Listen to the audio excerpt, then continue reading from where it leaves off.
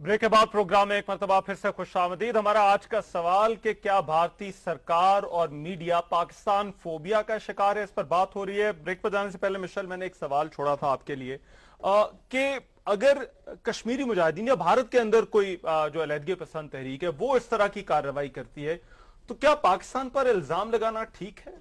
नहीं, they always find an excuse. कभी drop of a hat पे आपको तो पता है लाइन ऑफ कंट्रोल पे जो फायरिंग शेलिंग होती है, फिर अभी वो जो वहां पे एक हेलीकॉप्टर टाइप का quadhelicopter whatever you call that, quadcopter sorry, या that came over there across the line of control and the army has sent some forensic proofs also, the media videos भी दिए हैं। तो ये चीजें तो ब्लेम गेम चलती है, बट ये जो अभी इनकी तरफ से जो मीडिया का आ रहा है aggressive behaviour, it's not just the media, it's their state as well. And when they are not getting an equal reply back from Pakistan, the state, the way he said, the foreign ministry, and you know there is a delayed reaction coming from Pakistan each time. और फिर ये जो SCO की sidelines पे जो meeting हुई है उसके बाद तो बिल्कुल ही पाकिस्तान का कोई भी नेशनल इंटरेस्ट उसके अंदर मेंशन नहीं हुआ था अनफॉर्चुनेटली। तो ये अब और भी ज्यादा चढ़ाई करें, कोई छोटी सी भी चीज होगी they will blame it, and they are a propaganda machine, Indians. We have to admit that the whole world knows them through their Bollywood and their music and whatever, but Pakistan needs to project कि हर दफा पाकिस्तान को blame करते हैं, though Pakistan is the biggest victim of terrorism and they sacrifice the most. ठीक है इम्तियाज साहब, यही सवाल मेरा आपसे भी। और एक और चीज मैं पूछना चाहता हूं कि क्या बॉर्डर के पास किसी वाकये का होना इसका मतलब ये लिया जाए कि जो है वो पाकिस्तान ने करवाया है, बॉर्डर से 20 किलोमीटर दूर है, बट हमारे भी तो वाघा बॉर्डर पे भी तो अटैक हुआ था, उसके बाद तो किसी ने इस तरह का इल्जाम नहीं था लगाया? नहीं, लेकिन इस वक्त जो लोग वहां पे हुक्मरानी कर रहे हैं उनके लिए वाकया या बॉर्डर के करीब हो जाए या दिल्ली में हो जाए, मुंबई में हो जाए, वो कोई बात माने नहीं रखती। असल मसला है कि वाकया होना और उस वाकये को जो माइंडसेट है वहां पे। आप देखिए, एक दाएं बाजू का इंतहा पसंद शख्स वजीर आजम है, दाएं बाजू की सुषमा स्वराज वजीर खारजा हैं, दाएं बाजू का वजीर दाखिला है, और फिर सबसे बढ़ के बैकग्राउंड हिंदुत्व, सबसे बढ़ के उनका जो इस वक्त मुशीर नेशनल सिक्योरिटी एडवाइजर, वो रॉ का एजेंट सरबराह रहा है। अफगानिस्तान पाकिस्तान के लिए जो वजीर आजम का नया एडवाइजर आया है वो एक मुसलमान है, लेकिन वो भी रॉ का साबका सरबराह रहा है। तो जो माइंडसेट है, और ये वो लोग हैं जो कि खुल्लम खुला कहते रहे हैं कि हमने पाकिस्तान को सबक सिखाना है अपनी शराइत पे, और उस माइंडसेट को इन्होंने इतना प्रोमोट किया है।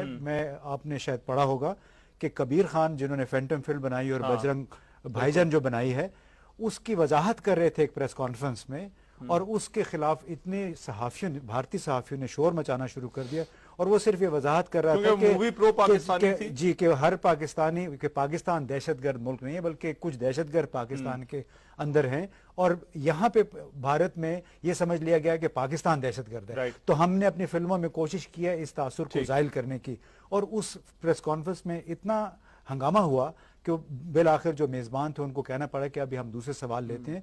तो मैं ये कहना चाह रहा था कि जो जहनियत है इस वक्त, उसकी वजह से इस वक्त पाकिस्तान भारत के जो माइंडसेट जो है, ठीक है, वजह ये ओवर सिंप्लीफाई क्यों किया जाता है चीजों को? वही सवाल जो मैंने इम्तियाज साहब से, आप क्योंकि नेशनल सिक्योरिटी मैटर्स को कवर करते हैं, फेंस लगा हुआ है, क्या इतना आसान है कि पाकिस्तान से कोई भी जो है वो दहशतगर्द क्रॉस करके फेंस फुलांग कर जो है वो इंडिया चला जाएगा और जो उसके दिल में आता है वो कर लेगा? Excellent question.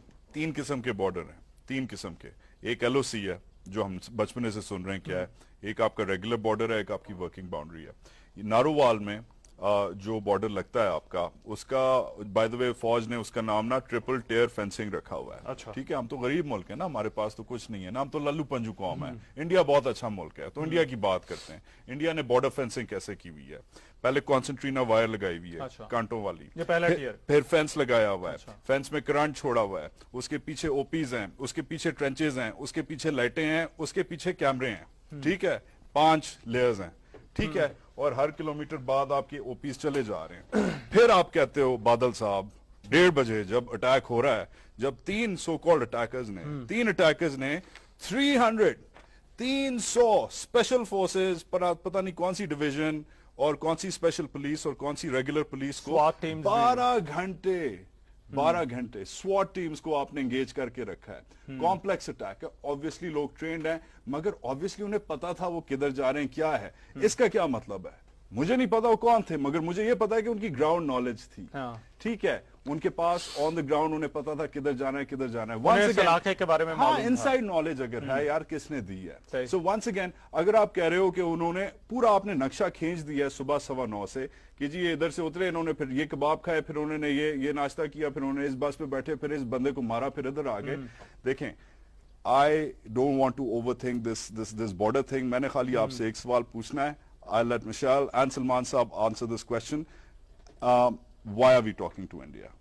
हम इंडिया से बात क्यों कर रहे हैं? अभी मिशेल ने नेबर है, नेबर क्या नेबर देखे, मगर वो वो तो तो इंटरनेशनल डिप्लोमेसी में आता है कि आप नेबर से कम यार से कम ऐसे बात वो- तो करेंगे ना, ऐसे उसको वो- एंगेज तो मगर करें। वो आपको ऐसे डिसएंगेज करता है। आज आपके हाई कमिश्नर को उसने ऐसे डिसएंगेज कर दिया चंडीगढ़ में, अपना अब्दुल बासित साहब ने मगर speech उफा करनी में थी। पहले उन्होंने ही ये कहा था कि हम मिलना चाहते हैं। मगर इसलिए तो अच्छे लगते हैं क्योंकि ऐसी चीज करके या करवा के या होने के बाद आपको ठक डिसएंगेज करते हैं। और आपका क्रिकेट डिसएंगेज कर दिया 24 घंटे के दौरान। Cricket disengage, Abdul Basit disengage, और सुनने में आया फॉरेन ऑफिस सोर्सेज से कि जो फोन आना था between the national security adviser of that country and this country, जो मीटिंग सेट होनी थी इस हफ्ते, वो इस हफ्ते कहा जा रहा है कि फोन नहीं आएगा। राइट, सलमान साहब आप एग्री करते हैं? अब क्योंकि आपने भी उफा का हवाला दिया था और वहां पर जैसे मैंने भी बात शुरू में की कि भाई खुद उनकी ख्वाहिश थी, फिर ये सब कुछ क्यों? और दूसरा जो सवाल है कि क्या भारतीय सरकार के लिए ये वे आउट जो है वो ठीक है कि हर चीज जो वहां पर होती है उसका इल्जाम पाकिस्तान पर लगा दिया जाए? देखिए, रहमान ने क़यादतें कभी इंतहा पसंद नहीं होती, और जब क़यादतें इंतहा पसंद हो जाती हैं तो उसका खमियाजा कौमों और मुल्कों को भुगतना पड़ता है। मैं समझता हूं कि मोदी सरकार खुद हिंदुस्तान के अंदर एक्सपोज हो रही है, और सबसे अहम बात यह कि खुद मकबूजा कश्मीर के अंदर लोग मायूस होकर आज सब्ज हलाली परचम लेके बाहर निकले हैं। ये इल्जाम तो वो पाकिस्तान पे नहीं लगा रहे, लेकिन जब वो सब्ज हलाली परचम लेके निकले हैं तो मोदी साहब की नींदें उखड़ चुकी हैं। मैं समझता हूं कि वो पाकिस्तान के खिलाफ एक आलमी सतह पे, चूंकि आपने ये ऐलान किया था कि हम भारत का मकरू चेहरा दिखाएंगे कि ये अपने हमसाया ममालिक के साथ क्या सलूक करता है, और उसकी बुनियाद आपने मोदी के उस बयान को बनाया था जो उसने बांग्लादेश में जाके दिया था। राइट। मैं समझता हूं कि वो काउंटर स्ट्रेटेजी के तहत पाकिस्तान के खिलाफ आलमी सतह पे कैंपेन चलाना चाहता है। आज आपको ज्यादा जरूरत यह है, देखिए बड़ी अच्छी बात है आपने ये प्रोग्राम किया, और हम सबकी राय एक है कि हमें अपने मफादात का तहफ़्फ़ुज़ करना है और सच तलाश करना है। वो तो कोई भी जी होश शख्स अगर कल से इंडियन मीडिया को देख रहा है, कोई भी जी होश शख्स अगर कल से इंडियन मीडिया को देख रहा है, उसका शायद वही रिस्पॉन्स हो, वही रिएक्शन हो जो इस वक्त मेरा है। मिशेल, एक तो वे आउट वाली जो चीज जो मैं आपसे पूछना चाहता हूं, और दूसरा ये भी कहा जा रहा है क्योंकि कश्मीर वाले मामले को लेकर वहां पर जिस तरह से पाकिस्तानी झंडे लहरा रहे, तो एक प्रेशर है मोदी सरकार पर कश्मीर के हवाले से, जो बाकी जगहों पर जो अपना नेशनलिस्ट एजेंडा जो इंपोज करना चाह रहे हैं वो उस तरह से हो नहीं रहा। नहीं, प्रेशर की बात तो है, वहां पे movement is like in full gear in Indian occupied Kashmir because of the demographic changes. But unfortunately Pakistan की जो public posturing है गवर्नमेंट की वो बहुत वीक है। अगर वो भी एग्रेसिव हों, वो ये नहीं है कि कोई मार कुटाई शुरू हो जाएगी और like some kind of war will happen, but वो कोई कसर ही नहीं छोड़ रहे इंडियन साइड वाले। अब ये जो शकरगढ़ बॉर्डर एरिया की जो उन्होंने बात की है, आई बिन देयर, 2 साल पहले मैं गई थी, सिग्नेचर कैंपेन मैंने की थी कश्मीर का पीसफुल सेटलमेंट हो, and I went with my daughter, she was 5 or 6 months old at that time।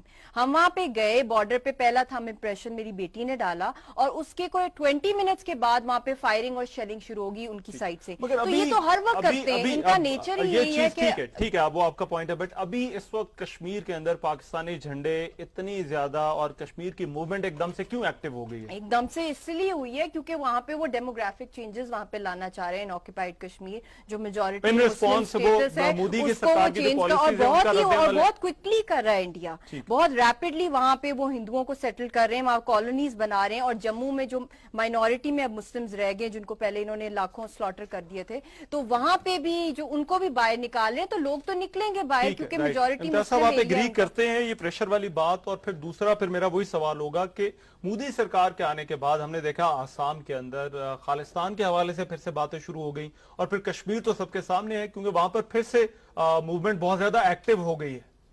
देखिए, जहाँ पे ज्यादती होगी वहाँ पे एहतजाज भी होगा, वहाँ पे तहरीक भी आएगी, और इसीलिए जो कश्मीर के महाज पे गर्मी पैदा हुई उसकी बुनियादी वजह वही थी कि आप वो आर्टिकल 370 से बात शुरू हुई थी कि उसको ख़त्म करके हिंदुओं को वहाँ पे ला के आबाद करना चाहते हैं। अब बुनियादी काम अज़ाय जो लोग हैं कश्मीर के उसके खिलाफ तो जाएंगे, उसके खिलाफ एहतजाज करेंगे, क्योंकि उस लिहाज से उनकी जो डेमोग्राफिक की बात हो रही है कि वो हो सकता है किसी मौके पे अकलियत में तब्दील हो जाए, तो प्रेशर तो उस पर मोदी सरकार पे आएगा। लेकिन मेरा ख्याल है सिर्फ ये एक प्रेशर नहीं है, वो एक जो एक नेशनलिस्ट हिंदू एजेंडा है, हमें वो बात जहन में रखनी चाहिए। उनका ये ख्याल था कि वो पाकिस्तान पे चढ़ दौड़ सकते हैं डिप्लोमेसी के जरिए, क्योंकि दुनिया भर में इस वक्त और जो जुबान वो इलेक्शन में इस्तेमाल करते रहे जो दुनिया भर में एग्जैक्टली और जो बात दुनिया भर में मानी जाती है वो भारत की मानी जाती है, भले वो गलत भी हो। ठीक तो है, राइट। पाकिस्तान जैसा मुल्क। सर एक ब्रेक लेनी है, और ये इम्तियाज गुल साहब ने बड़ी एक इंपॉर्टेंट बात मेंशन की कि पहले जो हिंदुत्व था वो एक पार्टी का जो एजेंडा था, क्या वो भारतीय रियासत का भी एजेंडा बनता जा रहा है या नहीं, इस पर हम प्रोग्राम में बात जारी रखेंगे इस ब्रेक के बाद।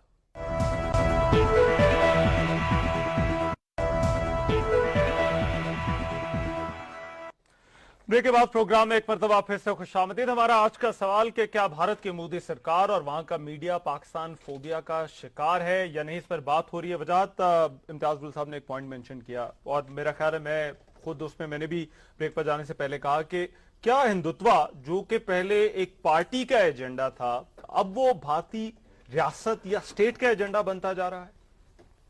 I think so.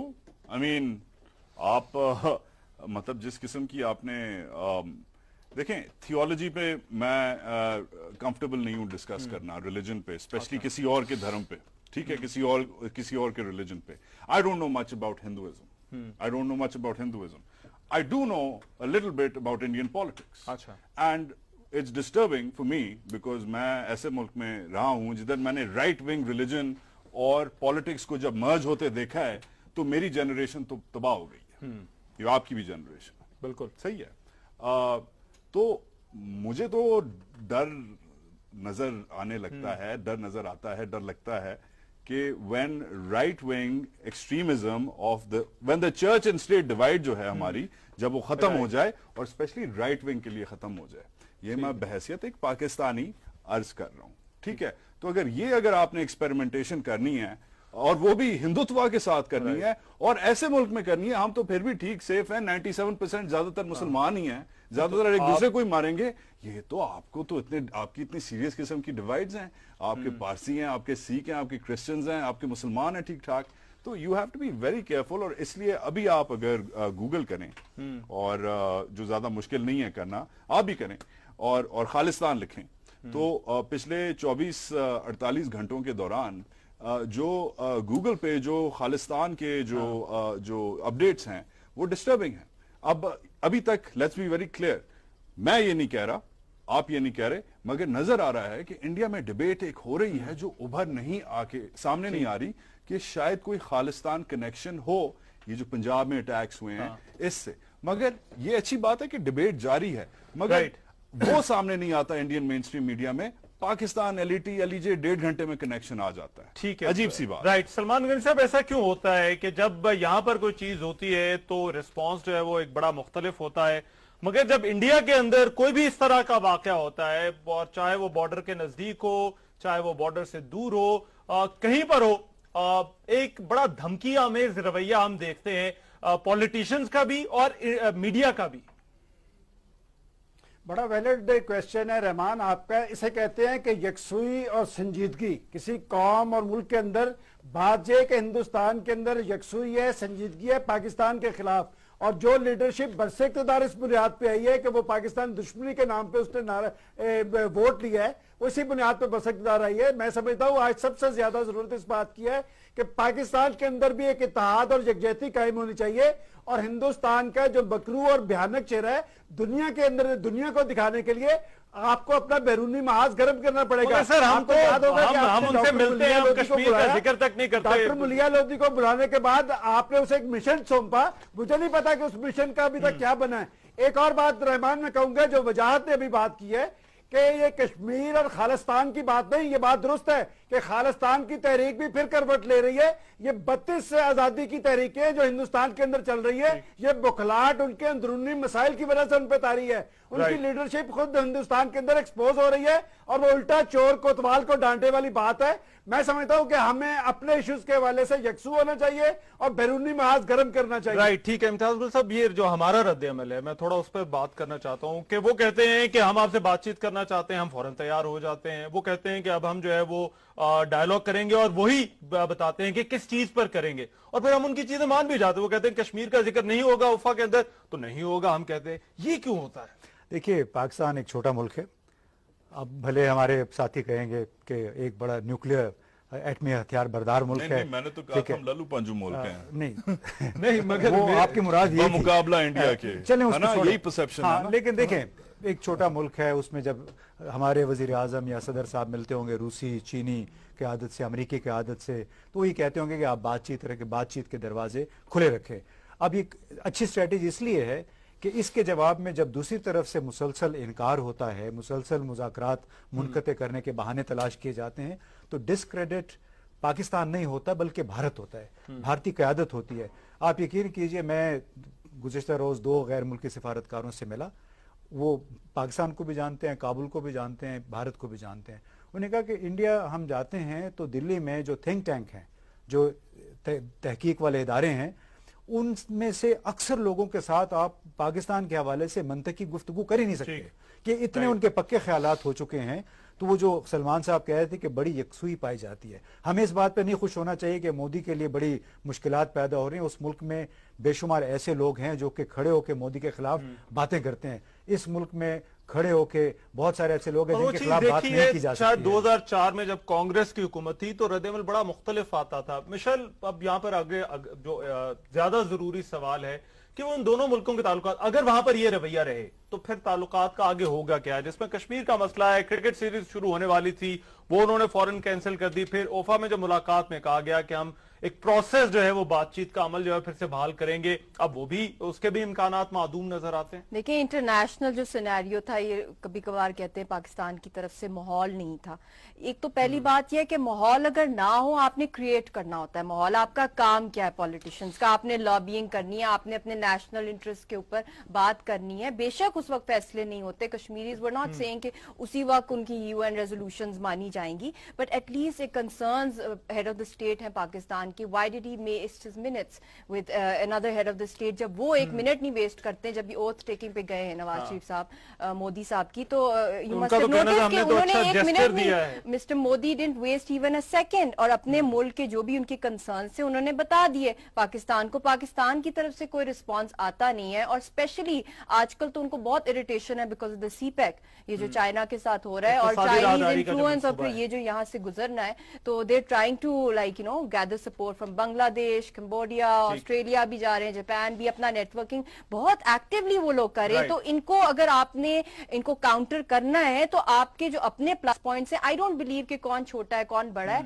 ये तो हिम्मत की बात होती है, गट्स की भी बात होती है। बहुत छोटे साइज के भी लोग होते हैं बट दे कैन विन। ये कोई ऐसा कोई हार्ड एंड फास्ट रूल्स नहीं होते, but it depends on how, of course it doesn't. You are a sovereign nation, you are not a colony, you are not slaves, और आपने अपने concerns बताने। आधी से ज्यादा वर्ल्ड पॉपुलेशन को वहां पे रिप्रेजेंट किया जा रहा था उफा के अंदर, और वो बहुत एक्सीलेंट प्लेटफॉर्म था, पाकिस्तान अपनी कंसर्न्स बताता। और अगर इंडिया नहीं मान रहा, और जिस तरह UN चीफ ने भी बहुत दफा कह चुके हैं कि आप बायलैटरल टॉक्स के थ्रू अपना कश्मीर का मसला हल करें, तो कौन सा प्रेशर था पाकिस्तान पे कि वो अपनी एटलीस्ट कश्मीर का वर्ड या दूसरे जो मेन कोर इश्यूज हैं वो क्यों नहीं बताए? जहां तक ये मेरा ख्याल है, मिशेल ने एक बात जो शुरू में की कि भारत की तरफ से कहा जाता है कि माहौल नहीं है बातचीत के लिए, माहौल साजगार नहीं है। क्रिकेट सीरीज उन्होंने कैंसिल कर दी, कहा माहौल नहीं है। जब वहां पर ये इतना जो इम्तियाज साहब ने जिक्र किया कि इस कदर पाकिस्तान के खिलाफ जो है वो एंटी पाकिस्तान सेंटिमेंट वहां पर होगा, तो माहौल कैसे बनेगा? I don't have much to add after what Michelle said, in the sense कि यार देखो, आपका बात करने का प्लेटफॉर्म क्या रह गया है? आप अगर वेन डायग्राम बनाओ, ठीक है, कि ये दोनों जो हैं मुल्क के किधर मिलते हैं, इनका ओवरलैपिंग इंटरेस्ट क्या है, तो अब तो कुछ भी नहीं रहा ना। क्रिकेट पे आप एक पेज पे नहीं हो, कश्मीर तो बहुत आगे है ना रहमान, राइट? सर क्रीक बहुत आगे है, सियाचिन भी बहुत आगे है, पानी भी बहुत आगे है, एंड डैम्स बहुत आगे, वो तो बहुत बड़ी। आप आज एक कॉमन कल्चरल एलिमेंट पे आप सेम टू आई नहीं देख सकते। आप मैंने जैसे कल भी कह रहा था मैं, आप बेचारे वहाब रियाज को या इनको बाकी लड़कों को अपनी क्रिकेट टीम के आईपीएल में भर्ती नहीं करवा सकते। 5-6 साल से आपके तो कश्मीर और सियाचिन और सरक्रीक तो बहुत दूर की बात है। तो जब आप उफा में मिलते हो तो आई डोंट नो व्हाई, आपकी क्या एक्सपेक्टेशंस है मिशाल? मेरी तो कुछ नहीं थी, बिकॉज आपका कुछ कॉमन फैक्टर रह ही नहीं गया। आप कहते हो हाँ ये घिसे फिटे क्लीशेज हैं कि जी हाँ we can't choose our neighbours but we can choose our friends. ठीक है यार, सुन लिया यार, 10-12 साल हो गए। मुझे ये बताओ कि जब हमारी स्टेटेड पोजीशंस लॉक्ड इन है, बच्चे को पता है कि जब मैं 71 कहता हूं आप 65 कहते हो, जब मैं सियाचिन कहता हूं आप कारगिल कहते हो, जब मैं बलोचिस्तान कहता हूं आप बॉम्बे कहते हो। सबकी एक default argument hard wired set in हुई है, जिसके दरमियान में मीटिंग नहीं करना चाहिए। ईरान अमेरिका के दरमियान let me finish my point. जब आपकी स्टेटमेंट्स, जब आपकी ड्रॉन पॉलिसी स्टेटमेंट्स, वो आपकी लाइंस ड्रॉन है, तो आप उसी ट्रैक पे बार बार चल के क्या कर रहे हो यार? ठीक है सलमान गनी साहब, एक मिनट अगर इम्तियाज साहब अगर दें। सलमान गनी साहब से मैंने एक सवाल पूछा है, जो रद्द-ए-अमल और माइंडसेट की हम बात कर रहे हैं, तो अगर ये रद्द-ए-अमल और ये माइंडसेट दूसरी तरफ है, तो क्या कोई उम्मीद रखनी चाहिए कि दोनों के ताल्लुकात कभी ठीक होंगे? देखिए, बात यह कि उम्मीद पे दुनिया कायम है, और मैं समझता हूं कि मैंने एक दफा प्राइम मिनिस्टर से पूछा था कि वो तो कश्मीर को अपना अटूटन करार देते हैं और आप मुज़ाकरात की बात करते हैं। तो प्राइम मिनिस्टर का कहना था कि हम मुज़ाकरात की बात इसलिए करते हैं कि हम अपने इश्यूज के हवाले से यकसू है। मैं समझता हूं कि पाकिस्तान अगर वाकईतन इश्यूज के हवाले से यकसू है तो मुज़ाकरात की बात करनी चाहिए, लेकिन मुज़ाकरात वैसे नहीं कि 164 मरतबा आप 68 साल सर आपको लगता है कि हम यकसू हैं? कश्मीर के ऊपर हमारा एक मौक़िफ़ है, इश्यूज पे तो बात करने के लिए तैयार नहीं। रहमान, आप खित्ते की सूरत-ए-हाल को भी साथ देखें कि सूरत-ए-हाल बदल रही है और आज पाकिस्तान को हासिल है। आज सारा ये जो सूरत-ए-हाल तारी कर रहा है, ये हिंदुस्तान तारी कर रहा है, इसलिए कि हिंदुस्तान एम्बैरेसिंग पोजीशन में आया है। मैं समझता हूं कि जब तक आप आलमी महाज पे अपना रोल अदा नहीं करेंगे और हिंदुस्तान को एक्सपोज नहीं करेंगे, वो इस तरह के वाकयात करता रहेगा, पाकिस्तान पे इल्जाम तराशी का सिलसिला जारी रखेगा। ठीक है, कोई इलाज है इस चीज का? ये भारत की तरफ से ये जो कुछ किया जाता है, इसका कोई इलाज है? जी, मैंने अब शुरू में कहा, दोबारा प्रोग्राम के आखिर में भी कहूंगा कि हमें मुज़ाकरात का रास्ता नहीं बंद करना चाहिए। दोस्त ममालिक के कहने पर आपने ये भी कहा कि हमें इंतजार करना होगा कि जितनी देर ये मोदी साहब वजीर आजम है, ये सब कुछ तो देखिए, उसमें कुछ चीजें वो आपकी ख्वाहिश पे तो नहीं खत्म होगी ना। पाकिस्तान अगर उनकी ख्वाहिश चलेगी, उनकी ख्वाहिश चलेगी। देखिए, कुछ जिंदगी की कुछ हकीकतें हैं इस दुनिया की, वो आपको कबूल करनी पड़ेगी। लेकिन अगर आपको मेरा सवाल यहाँ पे बड़ा सिंपल है कि सारी चीज का, मेरी बात अभी पूरी नहीं हो रहा है, मुझे आधा मिनट दीजिए। बिल्कुल, मैं ये कह रहा हूँ, इलाज है अगर आपके दोस्त ममालिक आपको कहेंगे कि बातचीत करें, इसी में बेहतरी है, और भारत आपको मनफी जवाब देगा, डिस्क्रेडिट भारत होगा, पाकिस्तान नहीं होगा। ठीक है Michelle, your final comment without एक मिनट में। बिल्कुल ये बात करें, मगर जब बात होगी आपके कोर इश्यूज पे, जब बात ही नहीं आप कर रहे हैं अपने कोर इश्यूज पे, तो आप इंटरनेशनल माहौल का माहौल तो अच्छा भला है जी। सीपेक साइन किया, यहाँ दुनिया का इतना बड़ा ट्रेड शुरू होने वाला है, चाइना इतना आपके साथ इंटरेस्ट ले रहा है। लखवी के ऊपर उन्होंने जिस तरह यूएन के अंदर स्टैंड लिया है और कहा है कि ये फेयरनेस और ऑब्जेक्टिविटी पे हम लोग ये कर रहे हैं। माहौल बिल्कुल ठीक ठाक था यहाँ पे, because they are interested in trade, और ट्रेड का जो फर्स्ट रूल है वो यही है कि स्टेबिलिटी हो रीजन में। और ये इंडिया और पाकिस्तान की जो है, ये तो इनकी मेंबरशिप भी एट रिस्क है एससीओ के अंदर, क्योंकि इनकी अपनी टर्म्स इतनी लॉगर है, eyeball to eyeball ये एक दूसरे को देख रहे हैं। और ये कॉमन सेंस है, टेररिज्म का दौर है आजकल का, और इतना ज्यादा पाकिस्तान टेररिज्म का शिकार है, और फिर ये समझ रहे हैं कि इतना इजिली ये फ्लो कर सकेंगे, इतना ज्यादा ट्रेड। योर कमेंट, क्या इस चीज का कोई हल निकाला जा सकता है? अगर वहां पर ये रवैया होगा, वहां से इस तरह की बातें होंगी, तो क्या आपको कोई उम्मीद है कि दोनों मुल्कों के दरमियान चीजें ठीक हो सकती हैं? 2 or 3 points in no particular order. एक तो I love India, great country, great people, great food, bad government, bad government. Sorry, I love the Indian people. I don't like the Indian government. This Indian government. इस parameter के अंदर चल के अब मैं बात कर रहा हूं, इस पैरामीटर के अंदर चल के आपका जो बंटवारा मेंटालिटी है, जिसपे आपका पार्टीशन हुआ है, वो इस वक्त फुल सर्कल आ चुकी है। ठीक है, आपका कोई कॉमन ग्राउंड नहीं रहा किसी चीज पे बात करने का। You don't even agree on playing cricket any more. कोई आपका इस वक्त बायलैटरली, जो आप जब उन्हें कहते हो कश्मीर पे बात करो, जो वो शिमला एग्रीमेंट दिखाते हैं, आप कहते हो बायलैटरली कर लो, वो भी आपको नहीं करने देते। ठीक है, ये बायलैटरल एग्रीमेंट थी ना उफा वाली, बायलैटरल भी आपसे बात नहीं, जहां पर दोनों ने फैसला किया कि बात होनी चाहिए, तो वो भी नहीं करते। जो बाय द वे वो उन्होंने ऑथर की थी, मैंने नहीं खाली ऑथर की थी, जुल्फी भुट्टो ने नहीं की थी, उन्होंने भी, इंदिरा गांधी साहबा ने भी की थी। सो मैं कहता हूं कि खित्ता बदल रहा है। मैं कहता हूं कि ये 9/11 पाकिस्तान वाला पाकिस्तान नहीं है जिसमें कोलन पावल मेरा हाथ मरोड़ के मुझे कहता है यार बात कर ले, जरा अपने ट्रूप्स को ड्रॉ डाउन कर ले। मैं कहता हूं ये मुंबई वाला पाकिस्तान नहीं है जिसमें मेरे सो कॉल्ड स्ट्रेटेजिक एसेट्स को मुझे दुनिया फोर्स करिए कि इन्हें नजर बंद करो। मैं कहता हूं कि ये उसामा बिन लादेन वाला 2011 वाला पाकिस्तान नहीं है जो मैं ग्लोबली नादिम हूं, शर्मिंदा हूं, बिकॉज मेरे घर के अंदर से ये चोर निकला है। मैं कहता हूं ये सीपैक वाला पाकिस्तान है। मैं कहता हूं ये ईरानियन पाइपलाइन वाला पाकिस्तान है। मैं कहता हूं ये एससीओ वाला पाकिस्तान है। ये वो पाकिस्तान है जिससे अब रशिया भी as an equal via China, US, Afghan Taliban peace talks, Doha, Qatar, ये वो, this is a very different Pakistan. मैं कहता हूं आप उधर, हम इधर, अभी के लिए डिसएंगेजमेंट हमारे लिए बेहतर है, वरना हमें ऐसी बेइज्जत करते रहेंगे। कल हमारे लड़कों पे गुस्सा निकाला इन्होंने, क्रिकेटर्स पे, कल हम फिर साथ ही साथ आज में हमारे हाई कमिश्नर पे निकाला, कल हमारे वजीर आजम पे निकाला। बजाज आपका बहुत शुक्रिया। मिशेल मलिक हमारे साथ मौजूद है। मिशेल आपका बहुत शुक्रिया। इम्तियाज गुल साहब आपका भी बहुत शुक्रिया। सलमान गनी हमारे साथ लाहौर से मौजूद थे। मैं प्रोग्राम खत्म करने से पहले एक चीज कहना चाहता हूं कि एक रियासत के अंदर और एक मजहबी एजेंडे के अंदर फर्क होता है, और ये वो फर्क है जो ना सिर्फ भारत की सरकार को समझने की जरूरत है, उनके सियासतदानों को समझने की जरूरत है, बल्कि उनके मीडिया को भी समझने की जरूरत है। तो खुदारा ये पाकिस्तान दुश्मनी का जो राग आप अलापते हैं और हर चीज जो होती है उसका इल्जाम पाकिस्तान पर दे देते हैं, पहले कोई तहकीक कर लिया करें, पहले कुछ चीजें देख लिया करें, फिर इल्जाम लगाया करें। उस इल्जाम पर फिर बात भी हो सकती है और पाकिस्तान की तरफ से आपको जवाब भी मिल सकता है। मेजबान रहमान से कोई इजाजत दीजिए। अल्लाह ने के बाद।